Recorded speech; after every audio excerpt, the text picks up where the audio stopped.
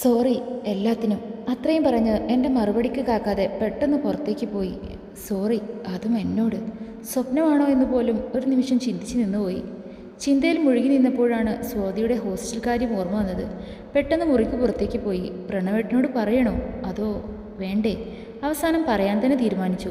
പ്രണവേട്ടൻ പുറത്തേക്ക് പോകാൻ തുടങ്ങിയായിരുന്നു. എൻ്റെ സമീപം അറിഞ്ഞതുകൊണ്ടാവാം പിന്നിലേക്ക് നോക്കി.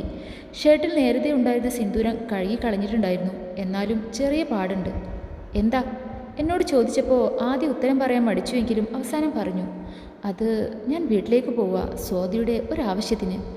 വാ, ഞാൻ കൊണ്ടുവിടാം. ആ മറുപടി ഞാൻ ഒട്ടും പ്രതീക്ഷിച്ചില്ല. വേണ്ട, ഞാൻ പൊയ്ക്കോളാം. അപ്പോൾ ഒരു നോട്ടം മാത്രം മതിയായിരുന്നു. ഞാൻ പിന്നെ ഒന്നും പറഞ്ഞില്ല. എന്തൊക്കെ പറഞ്ഞാലും ദേഷ്യമില്ലാത്ത ആ മുഖം കാണാൻ കഴിയില്ല. കാറിലിരിക്കുമ്പോൾ പല ചിന്തകളായിരുന്നു മനസ്സിൽ. സ്വാതിക്ക് എല്ലാം അറിയോ? ഏട്ടൻ ഒരു മുഖവരെയും കൂടാതെ ചോദിച്ചു. അറിയാം. സാരിയുടെ തുമ്പ് ഇറുക്കി പിടിച്ച് ഞാനും മറുപടി പറഞ്ഞു. ഇപ്പോൾ എന്തിനാ അങ്ങോട്ട് പോകുന്നേ? അവളെ അവിടെ നിർത്താൻ ഇനി പറ്റില്ല. അതുകൊണ്ട് ഹോസ്റ്റലിലാക്കാൻ തീരുമാനിച്ചു. പെട്ടെന്ന് കാറ് സൈഡിലാക്കി ഒതുക്കി. ഞാൻ ഏട്ടനെ നോക്കി. എൻ്റെ മുഖത്ത് സൂക്ഷിച്ചു നോക്കിക്കൊണ്ട് പ്രണവേട്ടനും. എന്താ? ഒന്നുമില്ല. ഇപ്പോൾ മനസ്സിലായി നിന്റെ കമ്മലും വളയും എവിടെയായെന്ന്. മറുപടി എനിക്കില്ലായിരുന്നു. പ്രണവേട്ടന് എന്തൊക്കെയോ പറയണമെന്നുള്ളതുപോലെ എനിക്ക് തോന്നി. പക്ഷേ ഒന്നും പറയാതെ വണ്ടി സ്റ്റാർട്ടാക്കി. പിന്നെ വീട്ടിലെത്തുന്നവരെ ഒന്നും പറഞ്ഞില്ല. വീടെത്തിയപ്പോൾ ഞാൻ പുറത്തേക്ക് ഇറങ്ങി. തിരിഞ്ഞു നോക്കിയപ്പോൾ ഒന്നും പറഞ്ഞില്ലെങ്കിലും ആ കണ്ണുകൾ പലതും എന്നോട് പറയുന്നത് പോലെ എനിക്ക് തോന്നി. കാറ് വീട്ടുമുറ്റത്തു നിന്ന് പോയതും ഞാൻ തിരിഞ്ഞു. വീടിൻ്റെ അകത്തേക്ക് കയറാൻ ഒരു നിമിഷം മടിച്ചു. സ്വാതി. അകത്ത് കയറാൻ തോന്നിയില്ല. പുറത്തു നിന്ന് തന്നെ വിളിച്ചു. അധികം താമസിക്കാതെ തന്നെ അവൾ പുറത്തു വന്നു. എന്നെ പ്രതീക്ഷിച്ചു നിന്നതുപോലെ അവരുടെ കയ്യിൽ ബാഗുകളും ഉണ്ടായിരുന്നു. ഇറങ്ങാൻ ചേച്ചി. ഇനി ഒരു നിമിഷം പോലും ഈ വീട്ടിൽ നിൽക്കാൻ അവൾക്കും താല്പര്യമില്ല എന്ന് അവളുടെ തിടുക്കം കണ്ടപ്പോൾ മനസ്സിലായി. അപ്പോൾ അവരും പുറത്തു വന്നു. സ്വാതി പോകുന്നതിൽ അവർക്കും സങ്കടമുണ്ട് എന്ന് അവരുടെ മുഖം കണ്ടപ്പോൾ മനസ്സിലായി. മോളെ. ചേച്ചി, എനിക്ക് ഇനി ഇവിടെ നിൽക്കാൻ വയ്യ. ആരുടെയും മുഖം കാണാനും വയ്യ. വാ പോവാം. അവൾ വീണ്ടും പറഞ്ഞപ്പോൾ പിന്നെ ഞാൻ അവളെയും കൂട്ടി അവിടെ നിന്നിറങ്ങി. സങ്കടം തെളിഞ്ഞു നിന്ന ആ സ്ത്രീയുടെ മുഖത്ത് എന്നോടുള്ള ദേഷ്യം ആളിക്കത്തുന്നത് ഞാൻ കണ്ടു. ചേച്ചി സങ്കടപ്പെടണ്ട, ഞാൻ ഇവിടെ ഹാപ്പിയാണ്. ഹോസ്റ്റലിലെത്തിയപ്പോൾ അവൾ ചിരിച്ചുകൊണ്ട് എന്നോട് പറഞ്ഞു. എന്നാലും നീ ഇവിടെ ഒറ്റയ്ക്കോ? സ്വന്തം വീട്ടിലേക്കാളും സുരക്ഷ എനിക്കിവിടെയുണ്ട് ചേച്ചി. ചേച്ചി ഒന്നും ഓർത്തും സങ്കടപ്പെടണ്ട. കുറച്ചു കഴിഞ്ഞപ്പോൾ അവളുടെ ഒരു കൂട്ടുകാരിയും എവിടെയാണ് നിൽക്കുന്നതെന്ന് മനസ്സിലായി. സ്കൂളിൻ്റെ അടുത്തുള്ള ഹോസ്റ്റലായതുകൊണ്ട് തന്നെ എല്ലാവരുമായി അവൾ പെട്ടെന്ന് കൂട്ടായി. അവളുടെ മുഖത്ത് നേരത്തെ കണ്ട സങ്കടം മാറി. ഇപ്പോൾ സന്തോഷം കണ്ടപ്പോൾ എൻ്റെ മനസ്സൊന്ന് തണുത്തു. കുറച്ച് നേരം കൂടി കഴിഞ്ഞ് ഞാൻ അവിടെ നിന്ന് ഇറങ്ങി. വീടെത്തിയപ്പോൾ പുറത്തൊരു കാറ് കിടക്കുന്നത് കണ്ടു. ആരുടെ ആയിരിക്കും എന്ന് കരുതി അകത്ത് കയറി. ഹാളിൽ തന്നെ ഋഷിയുണ്ട്. പക്ഷേ എൻ്റെ ശ്രദ്ധ പൂർണ്ണമായും ചെന്ന് പതിച്ചത് അവൻ്റെ പിന്നിൽ നിൽക്കുന്ന ഒരു കൊച്ചു പെൺകുട്ടിയുടെ മേലായിരുന്നു. എന്നെ കണ്ടതും അവൻ പതിവ് ചിരിച്ചിരിച്ചു. എൻ്റെ മനസ്സ് വായിച്ചതുപോലെ അവൻ മറുപടി പറഞ്ഞു. ചേച്ചിയുടെ കുരിപ്പാണ്. അവൻ ആ പെൺകുട്ടിയെ നോക്കി പറഞ്ഞതും അവൾ അവൻ്റെ വയറ്റിൽ ഒരു ഇടി കൊടുത്തു. നിന്റെ ചേച്ചി വന്നിട്ടുണ്ടോ? ഞാൻ ഇതിനു മുമ്പ് കണ്ടിട്ടില്ല. അകത്തേക്ക് വരുന്നതിനൊപ്പം ഞാൻ പറഞ്ഞു. നന്നായി കാണാതെ ഇരുന്നത്. അത് ഒരു അരവട്ട കേസാണ് ഏട്ടത്തി. അവൻ അത് പറഞ്ഞതും വീണ്ടും ആ കൊച്ചു കുറുമ്പി അവൻ്റെ വയറ്റിലൊരു ഇടി കൊടുത്തുകൊണ്ട് പറഞ്ഞു. എൻ്റെ അമ്മയെ എന്തേലും പറഞ്ഞാലുണ്ടല്ലോ. അവളുടെ കുറുമ്പ് സ്വരത്തിലെ ഭീഷണി കേട്ടപ്പോൾ ഞാൻ അറിയാതെ ചിരിച്ചു. വയറും തടവി ഋഷി നിന്നു.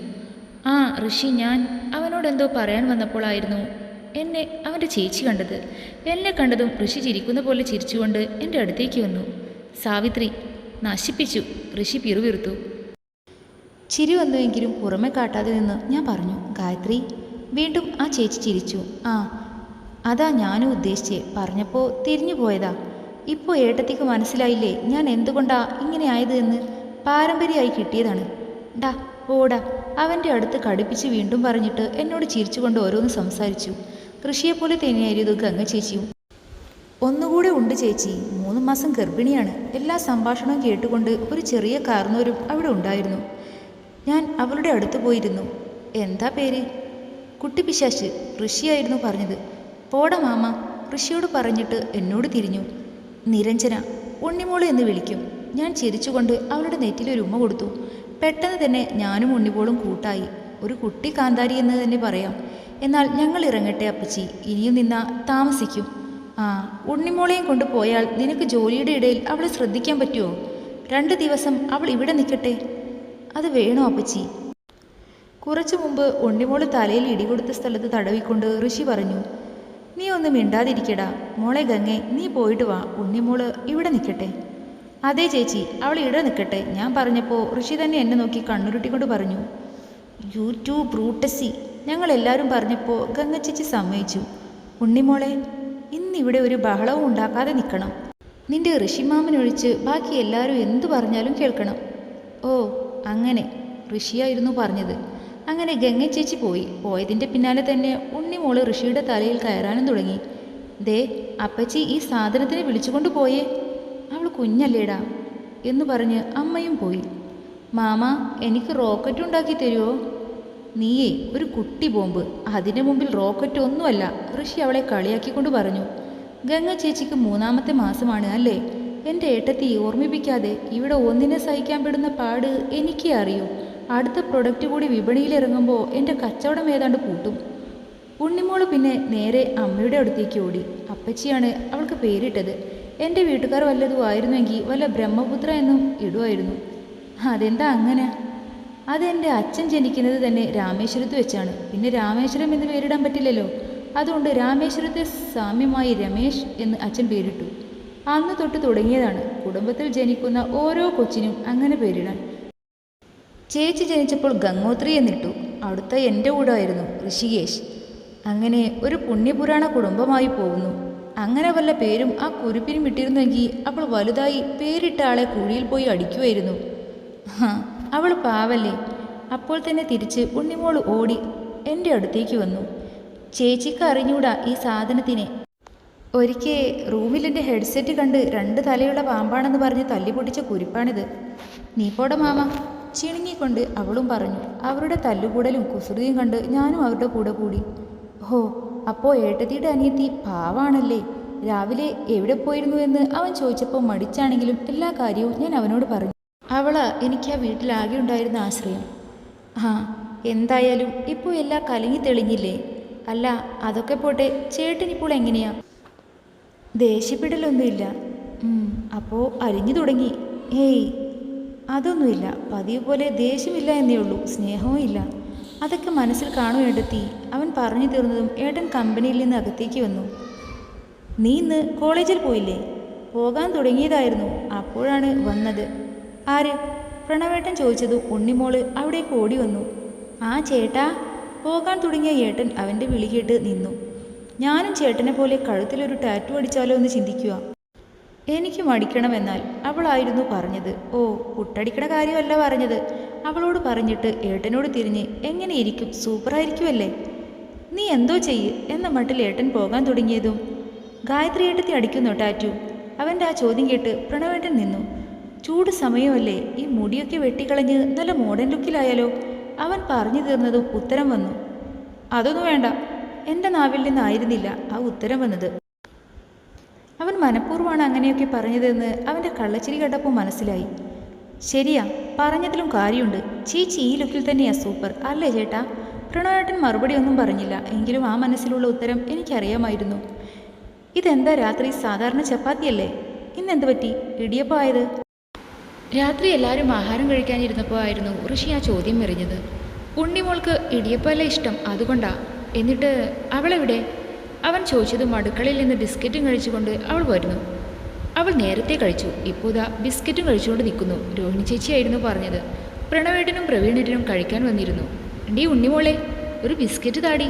ഋഷി ഇളിച്ചുകൊണ്ട് അവളോട് ചോദിച്ചപ്പോൾ തരില്ല എന്ന് അവൾ ആംഗ്യം കാട്ടി. ഡാ, അവളെപ്പോലെ കൊച്ചുകുട്ടിയാണോ നീയും ബിസ്ക്കറ്റ് കഴിക്കാൻ? അതെന്താ കൊച്ചുകുട്ടികൾക്ക് മാത്രമേ ബിസ്ക്കറ്റ് കഴിക്കുള്ളൂ എന്ന് വല്ല നിയമമുണ്ടോ? ഉണ്ണിമോളെ, ഒരു ബിസ്ക്കറ്റ് കൊടുക്കുമോളെ, മാമനല്ലേ. എല്ലാവരും നിർബന്ധിച്ചപ്പോൾ അവൾ മടിച്ചു. പാക്കറ്റിൽ നിന്നും ഒരു ബിസ്ക്കറ്റ് എടുത്തു. ക്രീം ബിസ്ക്കറ്റിലെ ക്രീമുള്ള ഭാഗം അവൾ കഴിച്ചിട്ട് ക്രീമില്ലാത്ത ഭാഗം അവനും കൊടുത്തു. കുരുപ്പ്. അവൾ തറപ്പിച്ചു നോക്കി. അല്ല, ഈ കുരുക്കേ ഇടിയപ്പത്തിൻ്റെ. എല്ലാവരുടെയും മുഖത്ത് ഒരു പുഞ്ചിരി തെളിഞ്ഞു. മോളെ രോഹിണി, കുറച്ചും കൂടി കഴിക്ക്, നിനക്കിപ്പോൾ ക്ഷീണമുണ്ട്. രോഹിണി വല്യമ്മയുടെ വയറ്റിൽ വാവ ഉണ്ടല്ലേ? ചേച്ചി അവളെ നോക്കി ചിരിച്ചു. എൻ്റെ അമ്മയുടെ വയറ്റിലുണ്ടല്ലോ വാവ. ശരിയാണല്ലോ, ഇനി ഗായത്രി ഏട്ടത്തെയും കൂടെ ഗർഭിണിയായാൽ എല്ലാവരും ആയി. അവൻ പറഞ്ഞു തീർന്നതും കഴിച്ചുകൊണ്ടിരുന്ന ആഹാരം മണ്ടയിൽ കയറി പ്രണവേട്ടൻ ചുമച്ചു. വെള്ളം കൊടുക്കുമ്പോളെ ഞാൻ വെള്ളമൊഴിച്ചു കൊടുക്കുമ്പോഴും ഞങ്ങളുടെ കണ്ണുകൾ ഇടയ്ക്കിടയ്ക്ക് ഉടക്കി. ഇന്ന് ഗായത്രി കുഞ്ഞമ്മയുടെ കൂടെയാണ് കിടക്കുന്നത്. ഉണ്ണിമോൾ അത് പറഞ്ഞു തീർന്നതും വെള്ളം കുടിച്ചുകൊണ്ടിരിക്കുന്ന ഏട്ടൻ വീണ്ടും ചുമച്ചു. ഷെടാ, ഇതിനി വല്ല രോഗവുമാണോ? ഇങ്ങനെ മണ്ടയിൽ കയറുന്നത് ഋഷിയായിരുന്നു പറഞ്ഞത്. ഉണ്ണിമോള് ഋഷിമാമൻ്റെ അടുത്ത് കിടക്കൂ. അപ്പച്ചി, ഞാൻ അപ്പച്ചിയോട് വല്ല തെറ്റും ചെയ്തോ? ഈ കുരുപ്പ് ഉറക്കത്തിൽ പോലും പാവല്ല. എനിക്ക് ഗായത്രി കുഞ്ഞമ്മയുടെ കൂടെ കിടന്നാൽ മതി. അവൾ വീണ്ടും വീണ്ടും പറഞ്ഞപ്പോൾ പിന്നെ വേറെ മാർഗ്ഗമില്ലായിരുന്നു. ആഹാരമൊക്കെ കഴിച്ച് പതിവില്ലാതെ ഇന്ന് ഞാനും ഏട്ടനും ഒരുമിച്ചായിരുന്നു മുറിവിൽ പോയത്. പക്ഷേ പോകുന്ന വഴിക്ക് ഉണ്ണിമോളെ കണ്ടില്ല. ചിലപ്പോൾ അമ്മയുടെ കൂടെ കിടന്നു കാണുമെന്ന് ചിന്തിച്ച് അകത്ത് കയറിയതും ബെഡിൻ്റെ നടുക്ക് തന്നെ അവൾ കിടക്കുന്നു. ഒരു നിമിഷം ഞാനും ഏട്ടനും പരസ്പരം നോക്കി. വാ, നമുക്ക് കിടക്കാം, അവൾ നമ്മളെ കണ്ടപ്പോൾ വിളിച്ചു. പ്രണവേട്ടൻ പതിയെ കട്ടിൽ പോയിരുന്നു. വാ, അവൾ വിളിച്ചപ്പോൾ ഞാൻ ആദ്യം നോക്കിയത് കട്ടിലിൻ്റെ അടിയിൽ ഞാൻ എന്നും വിരിച്ചു കിടക്കുന്ന ഷീറ്റിലായിരുന്നു. വാ, അവൾ വീണ്ടും വിളിച്ചപ്പോൾ പതിയെ പതിയെ ഞാൻ കട്ടിൽ പോയിരുന്നു. പ്രണവേട്ടൻ്റെ മുഖത്ത് നോക്കിയപ്പോൾ കട്ടിൽ കിടക്കാൻ കണ്ണുകൊണ്ട് പറഞ്ഞു. പിന്നെ അധികം മടിച്ചില്ല. അവളുടെ കൂടെ ഒരറ്റത്ത് ഞാൻ കിടന്നു. ലൈറ്റ് ഓഫ് ചെയ്ത് ഏട്ടനും മറുവശത്ത് കിടന്നു. എന്തുകൊണ്ട് എന്നറിയില്ല, ഒരു പ്രത്യേക അനുഭൂതിയായിരുന്നു അപ്പോൾ. അപ്പോഴും ഉണ്ണിമോള് നിർത്താതെ എന്തൊക്കെയോ സംസാരിച്ചുകൊണ്ട് കിടന്നു. കുറച്ച് കഴിഞ്ഞപ്പോൾ അവളുടെ കുറുമ്പി ശബ്ദവും നിന്നപ്പോൾ മനസ്സിലായി അവൾ ഉറങ്ങിയെന്ന്. അപ്പോഴും എനിക്കുറങ്ങാൻ കഴിഞ്ഞില്ല. ഋഷി പറഞ്ഞതുപോലെ തന്നെ കുറച്ച് കഴിഞ്ഞപ്പോൾ അവൾ അവളുടെ പണി തുടങ്ങി. ആദ്യം ഒരു കൈ എൻ്റെ പുറത്തേക്കിട്ടു. കുറച്ച് കഴിഞ്ഞ് ഒരു കാലെടുത്ത് ഏട്ടൻ്റെ പുറത്തും. അത് കണ്ടപ്പോൾ ഒരു ചെറിയ ചിരി എൻ്റെ ചുണ്ടിൽ സ്ഥാനം പിടിച്ചു. എപ്പോഴോ കണ്ണുകൾ അടഞ്ഞ് ഞാനും നിദ്രയിൽ വീണു. പതിവില്ലാതെ അന്ന് അല്പം വൈകിയാണ് എഴുന്നേറ്റത്. കണ്ണു തുറന്നപ്പോൾ കണ്ടത് എൻ്റെ കയ്യിൽ തലവെച്ച് കിടക്കുന്ന ഉണ്ണിമോളെയും. നോക്കിയപ്പോൾ എൻ്റെ തലയും എന്തിൻ്റെയോ പുറത്താണ്, തലേണയിലല്ല, പ്രണവേട്ടൻ്റെ കയ്യിൽ. ഇതൊക്കെ എപ്പോൾ സംഭവിച്ചു എന്ന് ചിന്തിച്ചു കിടന്നപ്പോഴാണ് പതിയെ പതിയെ പ്രണവേട്ടൻ കണ്ണു ചിമ്മി തുറന്നത്. എന്നെപ്പോലെ തന്നെ ഇതൊക്കെ എപ്പോൾ സംഭവിച്ചു എന്ന് നോട്ടം ഏട്ടൻ്റെ മുഖത്തും ഉണ്ടായിരുന്നു. എന്നാലും എന്തുകൊണ്ടോ ദേഷ്യമില്ല. ഞാനും ഒന്നും പറയാതെ കട്ടിൽ നിന്നും എഴുന്നേൽക്കാൻ തുടങ്ങിയതും മുടി പ്രണവേട്ടൻ്റെ വിരലിൽ കുരുങ്ങി. ആദ്യം നോക്കിയത് ഉണ്ണിമോളെയായിരുന്നു. ഭാഗ്യത്തിന് അവൾ സുഖമായിട്ട് ഉറങ്ങുന്നു. പിന്നെ പ്രണവേട്ടൻ്റെ മുഖത്ത് നോക്കി പതിയെ കുരുങ്ങിക്കിടക്കുന്ന മുടികളെടുത്തു. കട്ടിൽ നിന്നും എഴുന്നേറ്റ് ഒരിക്കൽ കൂടി നോക്കിയപ്പോഴും ആ കണ്ണുകൾ നേരത്തെ തന്നെ എൻ്റെ മുഖത്ത് സ്ഥാനം പിടിച്ചിരുന്നു. പല വികാരങ്ങളും മനസ്സിൽ വന്നു. നാണവും. പതിവ് പോലെ തന്നെ രാവിലെ എല്ലാവരും ജോലിയിൽ മുഴുകി. അതിൻ്റെ ഇടയിൽ അങ്ങോട്ടും ഇങ്ങോട്ടും ഉണ്ണിമോൾ ഓടി നടക്കുന്നു. ഋഷി എഴുന്നേറ്റില്ലേ?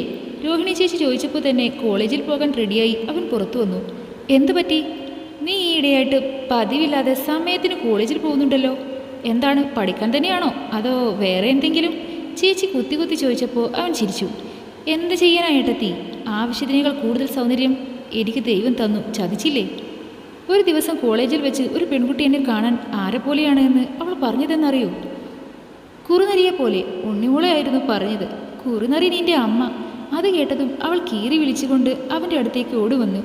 ഏട്ടത്തി, ജീവനുണ്ടെങ്കിൽ പിന്നെ കാണാം എന്ന് പറഞ്ഞ് ഒറ്റ ഓട്ടം. ആ മോളെ, പെട്ടെന്ന് റെഡിയാവും, നമുക്കൊന്ന് അമ്പലത്തിൽ പോകണം. രോഹിണിക്ക് മാസം തികഞ്ഞാൽ പിന്നെ പോകാൻ കഴിയില്ലല്ലോ. അമ്മ പറഞ്ഞപ്പോൾ ചേച്ചി റെഡിയാവാൻ പോയി. ഞാനും. മുറിയിൽ പ്രണവേട്ടനില്ലായിരുന്നു. ഭാഗ്യത്തിന് പെട്ടെന്ന് തന്നെ നേരിയ ഒരു സാരി എടുത്ത് കൊടുത്തു. സാരി കൊടുത്തു കഴിഞ്ഞതും ചേച്ചി വന്നു പൂവുമായി. ദാ, അമ്മ തന്നതാ. നിനക്കല്ലേ പൂ കൂടുതൽ വേണ്ടത്? ചേച്ചി തന്നെ എനിക്ക് പൂവും വെച്ച് തന്നു. ആഹാ, സുന്ദരിയായിട്ടുണ്ടല്ലോ. അപ്പോൾ പ്രണവേട്ടന് മുറിയിലേക്ക് വന്നു. നോക്കിക്കേ പ്രണവേ, സുന്ദരിയായിട്ടുണ്ടല്ലോ ഗായത്രി. ചേച്ചി പറഞ്ഞതും ഏട്ടൻ എന്നെ നോക്കി. പക്ഷേ മുമ്പത്തെ പോലെയല്ല. ആ കണ്ണിൽ ഒരു തിളക്കം ഞാൻ കണ്ടു. വാ, പെട്ടെന്ന്. അമ്മ താഴെ കാത്തു നിൽക്കുക.